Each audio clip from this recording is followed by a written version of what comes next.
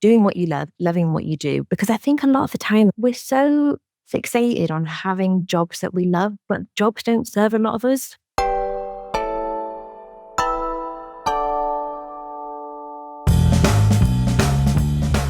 Hello and welcome to this episode of Confessions of a B2B Entrepreneur. My name is Tom, and today we have Emily Dunlop, who has spent a lot of time in brand and comms, and from my experience knows a lot about branding. We talk about her journey with a company called Multiplier, where she essentially revamped the whole brand and took them from 2 to 45 million ARR in 2.5 years. Then we also speak about Emily's journey from brand and marketing lead to solopreneur now. And so why she did that, what she's doing, how she's thinking about building out that business. So I think it's going to be an awesome conversation, especially if you're interested in brand and interested in being a solopreneur. Before we jump into that, quick shout out to Fame for producing this show. If you like a podcast like this, head to fame.so and request a proposal. Let's jump into that conversation with Emily now. Emily, welcome to the show. Hi, Tom. Nice to meet you. So I want to break this chat into two, because it seems from my research, we had almost like the career, largely in marketing. We'll go into that. And then only this year we've kind of we haven't broken away from the career, which is taking a different turn in the career, right? So we're going to split this chat into two. Does that sound good? It sounds good. Cool. And so on the kind of old career side, I want to jump into the role you had at Multiple. Seems like a very interesting one. It seems like the company went through like significant growth while you were there, and then your role also evolved. So it started as senior brand and comms manager and then ended up as head of marketing. So could you just explain like what you were responsible for when you joined and then how that changed? Yeah. So when I joined, it was in 2021, and I originally saw a job spec that was for a social and communications manager role. So I reached out to the founder. At that point, I'd come from a more senior position, but I was fresh into the job market, wanting to make a move because I had in a previous role, a previous organization, had started a side hustle, which when the founder found out, didn't go down too well. So I was in the job market. Oh, no, let's talk about that. So was this the jewelry company? Yes. Yeah. Okay. So you had that, and then the founder found out. Yeah, so I was working for a tech company, and this was like in lockdown. So for 2 years, happily doing the role.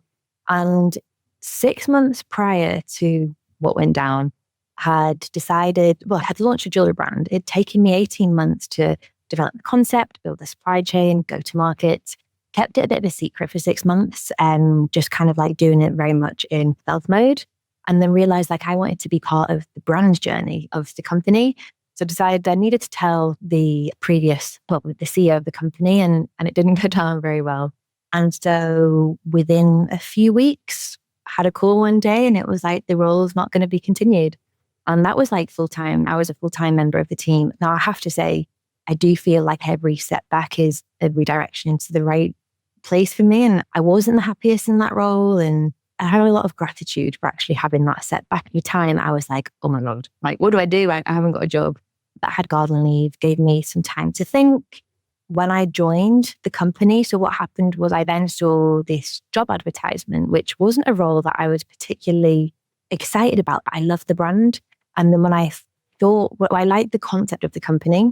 So in short, what the company was, Multiplier is a global EOR company, which helps companies to be able to hire in markets where they haven't got presence.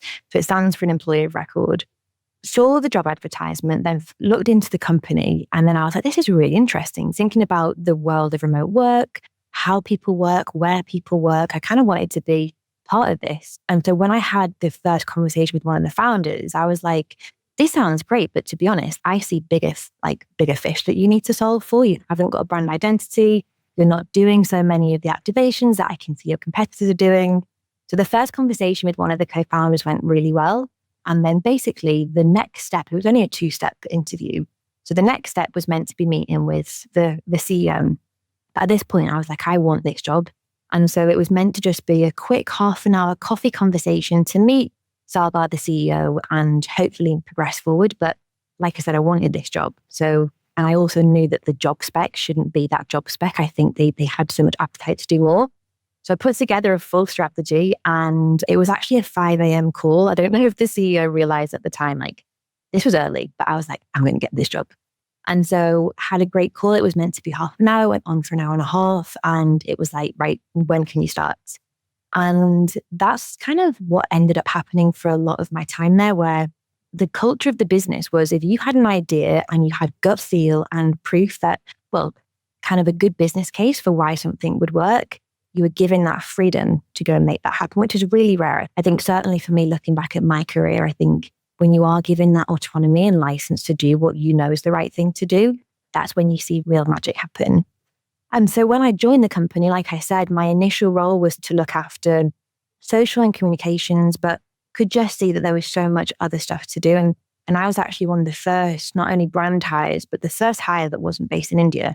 And so at the time, the way the marketing function was set up, it was very much just SEO and paid. So let's churn out a load of blog content to get traffic through to the site, and let's dominate with Google ads. And so it was like, okay, we're going to go and do a content strategy or a social strategy. Like, what's the brand story? And then let's not even get started on the brand, because the initial brand and look and feel, like if you check out the company now, it's very different to what it was 2 years ago. So the initial brand had been put together in 6 weeks with a 10-page brand book, right? And it was just amazing because the company had really entered the market in the right way, was gaining traction. But, it was the color blue because one of the founders likes the color blue. We had an illustration style because one of the other founders had worked at McKinsey. So it was all these like hacking a brand to get to market, which is the right thing to do. You don't always have to have that beautiful brand from day one. And so built a business case to say, like, look, we really need to look at this and let's reevaluate what this brand is all about. Let's look back to look forward and make sure that actually we're starting to really stand out in what was becoming quite a crowded market. You had companies like Deal, Oyster with deeper pockets, like investment rounds of like 600 million. So we had to really be smart. And if brand was to kind of play a role in this, and it had to be an appealing brand. And the business at that point was, it kind of dominated Asia, but was starting to go into the US. And so it was like, right, we need to make sure that we're speaking the language of our customers. And so, like I said, that was the kind of the way it all worked. Like if you wanted to do something and you could prove that it was the right thing to do, you were given that freedom. So like I said, really rare to be able to do that. Brought in the right people, brought in the right agency partners, and it was a really beautiful experience. Like a rebrand is no mean feat. It took 18 months to actually get to a point of being able to launch, but we just really, from doing this step and the steps in the groundwork, meeting with investors, meeting with customers, meeting with internal stakeholders, the founding team, we developed a really beautiful brand. It was baked in this kind of concept of opportunity, which kind of kept coming out in all the discussion that we had.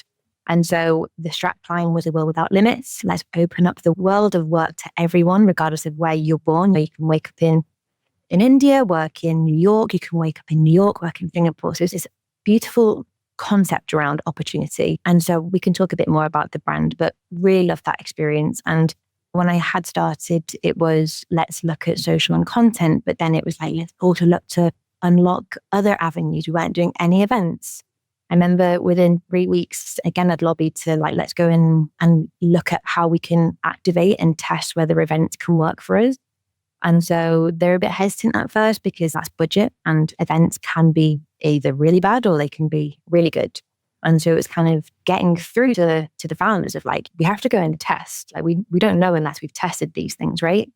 And so I remember within 3 weeks, I'd been able to persuade us to do headline sponsorship of a conference in Toronto, a remote working conference, and had negotiated actually a really good deal given that it was really close to when the event was happening. So went in headline sponsorship. We had a fireside interview being with the CEO and a journalist from Quartz magazine. We had live product demonstrations. This wasn't long after COVID, so there was still online and in person as part of the setup. So really good opportunities for the online side of the events, full access to the list, like really good booth location. And again, it was about testing like how this can work for us. I remember eyeing out thinking, okay, this is either going to be a disaster and I'm going to lose my job, or this can work really well. And then it can be a signal of change for how we go about and think about these things. So again, like having to make sure that it wasn't just about leads, it wasn't just about brand. This could actually be a test bed for actually looking at content capturing, looking at pipeline generation, looking at like brand awareness at these events and so on. So it worked really well, was able then to unlock a new channel. So that was the kind of way I worked throughout my time there. I went in as senior social and communications manager. Within, I think, about 12 months of being promoted to brand marketing director and then head of marketing, because it was just about unlocking growth, making an impact fast, and then building the right teams to go and really take it up a level once we'd proven that a concept would work. Seems like it was a great choice of company to work for because A, like perfect timing with that kind of product just post-COVID, but then B, they also like your skill set or your passions like fit very well with what they didn't have, what they needed. So it seems like you nailed that. Why did you leave? So I worked there for 2.5 years, which in a Series B hyper-growth company, it felt like a lot longer because we did so much and we achieved so much. I think when I joined, we were averaging like 2 million ARR. When I left, it was 45 million. Had amazing experiences there. The company in general is a fantastic organization and had gone through rapid change. I felt like I'd made a really good impact. However, I was feeling burnt out. I remember flying to Australia in March and very quick turnaround, was in Australia 3 days. And then on the flight back, I remember thinking or recognizing like severe burnout or on my way to severe burnout. My energy had started to shift, like what had gone from feeling really energetic and really like always bringing like a good vibe to like my day to day. There was a few things that had changed, like changed in management, changed in strategic direction. And so I kind of just recognized like, Emily, it's your time to go and do something for yourself now. I had started a jewelry brand like 2 to 3 years prior to that, 3 years prior to that. Didn't work, learned loads of lessons from that, recognized that I wasn't passionate enough about jewelry, but I was able to really prove to myself that I can build a brand, I can build and like launch a go-to-market strategy, get good traction. I broke even, which was not a bad thing. And I recognized that now I've had 12 years of experience in marketing and I'm sat on insight that an experience that's actually valuable. And why don't I do that for myself? I think when you get to work with really ambitious entrepreneurs, that energy is contagious. You see what it takes to build a company. And I thought, right, I'm going to go and make this now work for myself. So that I started to think about that from March. And then fast forward 3 months, I thought, right, okay, I'm going to go in. And also LinkedIn is so powerful. I could see a lot of solopreneurs like 6 months, 12 months, 2 years into their journey and making it work for themselves. And that really inspired me. I was having the conversation that it's like a trickle effect. Once you start having an idea and the more you speak to people and the more that you kind of like visualizing what that could look like, it kind of snowballed a little bit from there.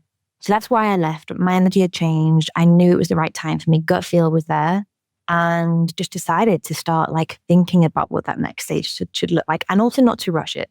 So in my personal life, a few changes had happened and I'd moved to Italy in April of this year and had sold my house. I'd made a lot of like personal changes and I had a run rate. I have savings. I was thinking, right, I can go and leave a job without having clients yet. I know I would make it work. I know what my run rate would be in terms of like making it profitable.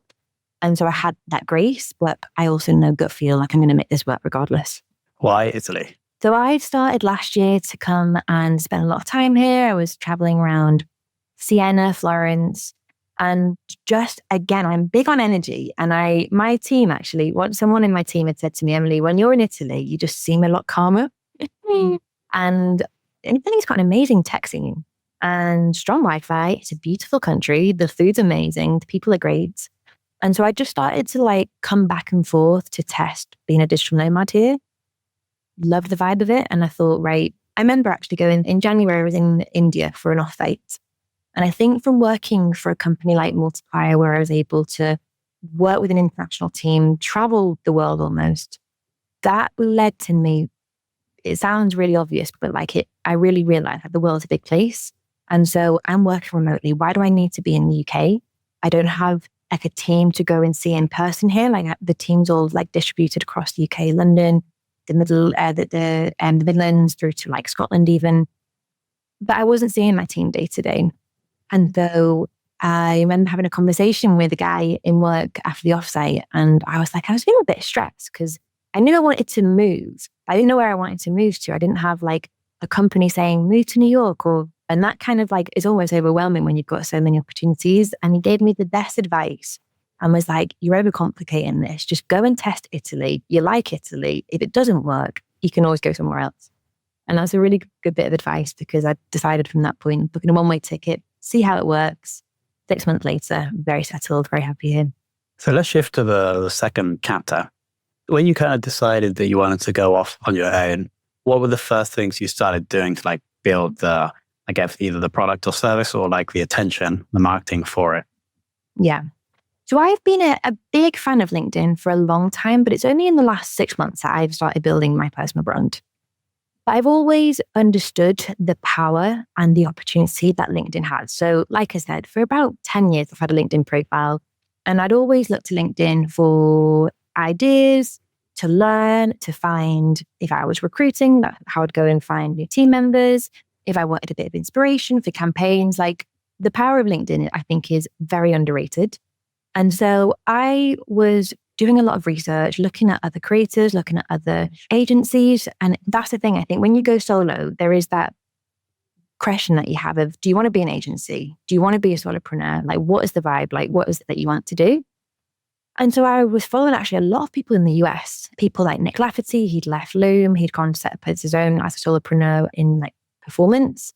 Tamara, she'd left a company called Kajabi. And so when you start to speak to people that have done similar things, even if you haven't yet got that idea nailed, when you speak to people that have done similar things, then it kind of snowballs. You find real inspiration, you get given advice. And I always think that when people give you advice, like it's great on the one hand, because that's speaking from their experience, but I don't always take that at face value.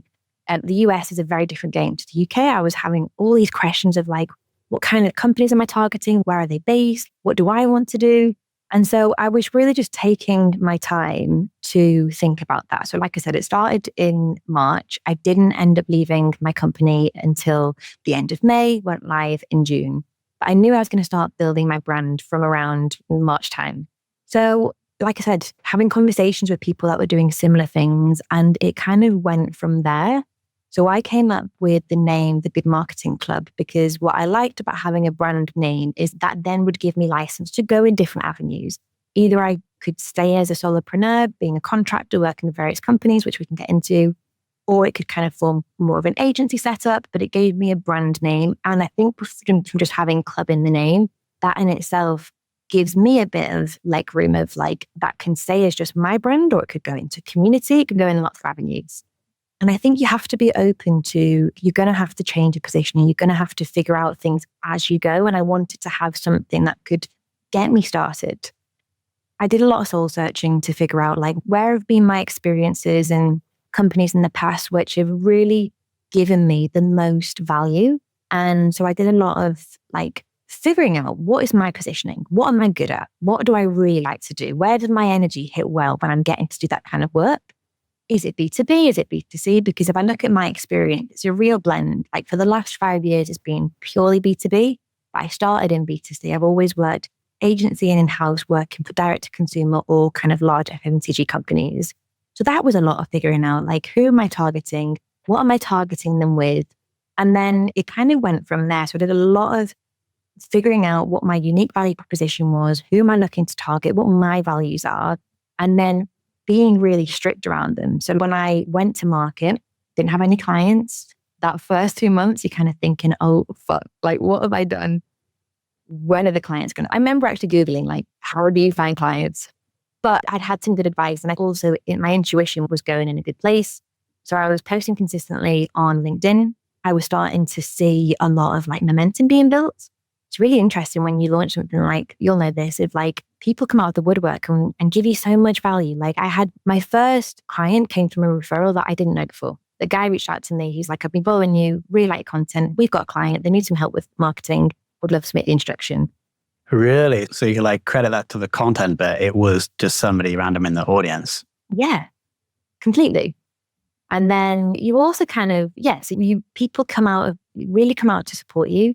Also, you kind of bit triggered by the fact that people don't support you, and that's fine too. Like you get to really understand like, okay, how do I make this work? So was posting consistently on LinkedIn, was doing my outreach. I was like, again, making sure that message was like landing correctly. So, and again, refining that as I went. So within, like I said, within 2 months, I didn't have any revenue coming in for the first 2 months. But by the start of month 3, I'd signed my first contract. And then I'd signed my second by the end of that month as well. And what were the contracts to do? So the way it works with the Good Marketing Club and the way I've kind of adapted it is, so the Good Marketing Club is the brand name, and what my service offering is 2 things. I go in either as a fractional head of marketing / CMO to help seed to growth stage companies to kind of get the foundations in place, get the right strategy working, executing and consulting as I go, building up the teams. Because I do strongly believe if you're a seed company, like you don't need a CMO from day one. You need a really solid growth marketer, a growth hacker, content creator, and a role like myself to kind of help with the internal dialogue, the internal education, and kind of getting that strategy in place. And then the second half is to support entrepreneurs with branding. And that could either be personal branding or building businesses from scratch. That's where I really want to go, to be honest, because I do think there's so much potential when people realize like the bar to enter into some of these avenues isn't as high as you think. And I was always put off by fear of failure, self-doubt, but actually that is a good thing. If you can tap into like failure is the best thing that can happen to you. Doubt also is a super skill. Like if you can learn to channel that in the right way, naivety is a beautiful thing. But again, I do think I see so many people that have such massive potential, but just are put off from getting started and doing the things that I know they're passionate about. Right. And I think that's where I want to go in the future, of just really helping ambitious and good people do good things. That's a Good Marketing Club. Yeah, I agree with you. I do love the branding on that. And I wouldn't expect anything less. Because it's like, I think the word good is very like, I think is, for lack of a better word, like good. And then I like the fact that you put club at the end. So you have that versatility. It could be a newsletter, it could be a community, it also could be an agency. So I think great branding on that. Thank you. Thank you very much. Because I think like good's underrated. Being good is, if you're a good person, if you're having a good time, like that, basically the way I've kind of built my values is like, this is how I'm like testing. If I want to work with the client, it's, are we going to have a good time? Are we going to do good marketing? And am I going to be working with good people? The 3 rules of the club, that kind of is what my values are. And so far it's helping as of my compass really of like finding the right clients, making sure it's a good fit. And yeah, keeping myself entertained with coworkers. And that's like the way you brand. Like, I'm not a branding expert, but either the way you brand, if like first you look inside, just as you did there with like your process for selecting clients, and then you like choose which part of you show to the world. Is that like a summary of how to brand something?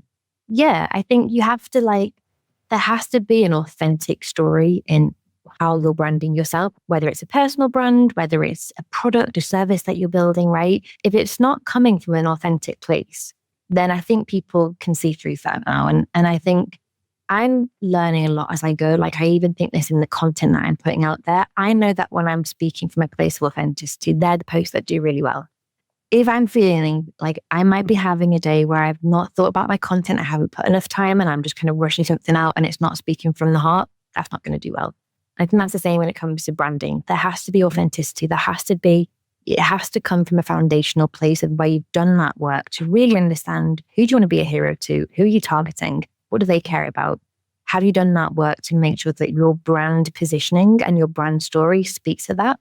Then you're doing the right thing. But I mean, I love your, like, you know this, because I love your personal branding. If I look at your stories, there's always authenticity in what you post. Yeah, I would say maybe 95%, but yeah, thank you for that, Emily. I kind of have an interesting question, I think, is if you had to like make a bet what the Good Marketing Club would be in like 3 to 5 years, because you obviously, as you mentioned, don't know how it's going to evolve, but I'd be interested to ask that question. Yeah, this is interesting. So it's interesting because, like I said earlier, I'm already recognizing that I'm having to pivot and slightly change my offering. Laura Costa put out a post not long ago where it was like, it's not your content that needs to niche, it's your offering, I think it was, where like, it's confusing because I'm the Big Marketing Club, I'm the brand, but my service lines are different.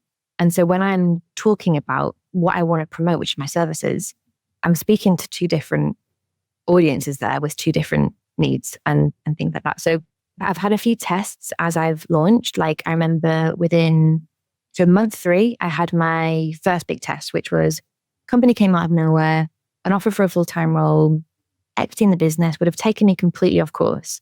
It was in crypto, which I'm not a big crypto person, but anyway, the job offer was great.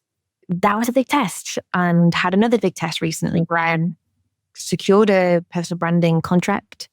Then within a couple of months, the scope of the role changed. And I was like, that's not the kind of work that I want to do. And I have to stay true to myself, because when I'm working with clients, like the reason why, I mean, I want it to be a success anyway, but I'm still just getting started in it. And I need those testimonials, I need those case studies. So if I'm not doing the kind of work that's going to benefit me of the future, like I get some tests, but that's really good for me to actually understand myself. Like, where do I want this to go?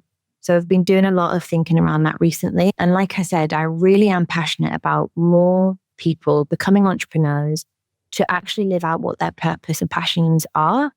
So I see the Good Marketing Club in 5 years. Like, I don't know, this is very much subject to change, but I'd love to have a conversation with you in 5 years if this comes off, of helping more and more people get started with their business and their brands, and helping them with that go-to-market and kind of the strategies that you need to really get a brand off the ground. What that, I don't exactly know, but we'll see. It seems like both of the service offerings you have now like align with that, I think. Yeah, but at the moment it's time-based, right? I'm operating and I'm at capacity on time. So how can I then look at like more recurring revenue, which is helping people, coaching people, but is that courses? Is that, I don't know yet, but I want to have more of like a diversified portfolio. Got it, yeah. So the mission can remain the same, but the way you deliver it may evolve over time. Exactly. Can I ask, I don't normally ask guests this, but do you have any book recommendations? It seems like from talking to you that you have like, it seems like you spend time reading because I don't know, it seems like you're, I don't know how to describe it, but like you've thought about this a lot. And normally that's, a part of that is reading. So specifically for like either marketing or entrepreneurship, do you have any good book recommendations? I do. So books that have really helped me. Do you know Holly Tucker, founder of Not on the High Street? Nope. You know, Not on the High Street, basically. Yeah, I've heard of that brand, yeah. Etsy. So she has a book called Love What You Do, Do What You Love. And that book, I mean, I'm a big fan of hers anyway, because her podcast, Conversations of Inspiration, is just amazing. She profiles entrepreneurs, business owners, basically inspiring people that have done great things, and gets to know the real story behind the success and the failures. And through the podcast, then learn about her book. And what I love about the book is it really teaches you how to go inwards to figure out what it is you want to do with doing what you love, loving what you do. Because I think a lot of the time we're so fixated on having jobs that we love, but jobs don't serve a lot of us. People think, and then we blame, it's like, oh, I've got a bad boss, or is it me? And you're right, it depends what kind of person you are. But I'm definitely someone that I've always challenged when I've been told that something can't be done. I'm unmanageable. So that book really helped me to understand like, what is it that I'm passionate about. So definitely recommend her book, Do What You Love, Love What You Do. There's a book by Roxy Nafusi, which is around manifestation. I think manifestation get a bad rep because people think it's very airy-fairy. But to me, manifestation's having a vision, which if you work in brand marketing, that's what is really important. Read her book at the start of the year, which was a real game changer to me. It's a book I'm reading at the moment, actually, in The Psychology of Money. And I think this is a really good book because, again, it's teaching yourself how to play the game of like making money. And I think money gets a dirty word in business, but at the end of the day, we're all here to make a living, and that enables us to do the things that we want to do. So they would be the 3 that come to mind as like, really, this one currently can't put down. And those 2 that I've just mentioned, really good. They're not necessarily business books, but definitely inspiring reads. Epic. We'll link to all 3 below. We'll also link to the Good Marketing Club and your LinkedIn profile. Anything else we should link to or mention? I've just launched a newsletter actually, which is version number 2. Started my first one on LinkedIn, realized I was doing it for the sake of it because I didn't know what that was going to be. I'd rushed to put a newsletter together. You think you need to do all these things right from day one. So version 2 is actually a better newsletter, which is called The Good Life, which is helping people understand how to live a good life when you're building a business. So would love it if you could link to that as well. Again, great branding. Emily, thank you so much for coming on and sharing about the journey and about branding. We'll link all that stuff below, but it's been an absolute pleasure. Thank you so much, Tom. Great to meet you and have a conversation. Okay, team, we can clearly see Emily knows a lot. Well, two things about the branding process, but also what I liked here was the introspection and the investigation almost into what Emily herself liked to do and how she's manifesting that or living that through the work she's doing now as the entrepreneur. So I hope you enjoyed that episode. Let me know if you like episodes like this. If you do have any feedback, please go to Apple Podcasts, leave a rating and review. If you send me a screenshot, I'll give you a shout out on this show. Thanks so much to Emily for coming on. Thanks so much to fame.so for producing this. And of course, thanks to you for listening.